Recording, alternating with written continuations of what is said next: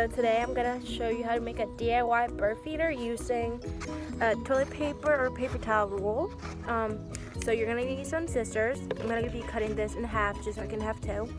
Some peanut butter, some string to hang up the feeder, paper plate, and some seeds. I literally just bought these at Stop & Shop for $10 and it's 20 pounds, so that's a pretty good deal. So let's get started by cutting this in half. Okay. So now we have two feeders. You're gonna take your seeds and just put them on the plate. Okay? And then you take one of these, you take your fingers, hold it. You take something to spread it with.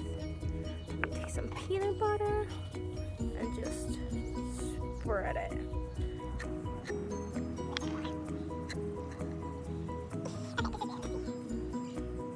So once it's like pretty covered, I think you're good. You just take it and dip it in the seeds, roll it around. I have peanut butter all over my fingers. If you're allergic to peanut butter, I'm sure you can use like some butter or something else and do the same job.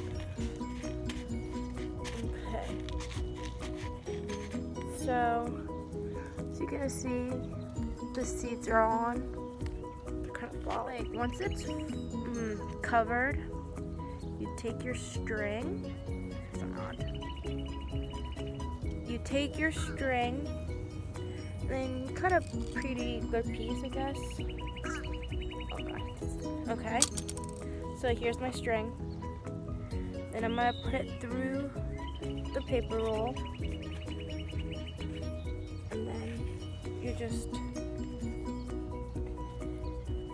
go make a knot.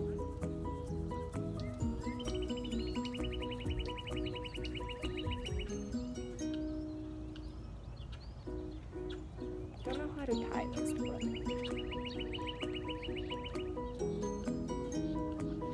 There we go. And then it's ready. Okay. I'm gonna get started on my second feeder now. So once again, take your peanut butter and then just spread it on the roll.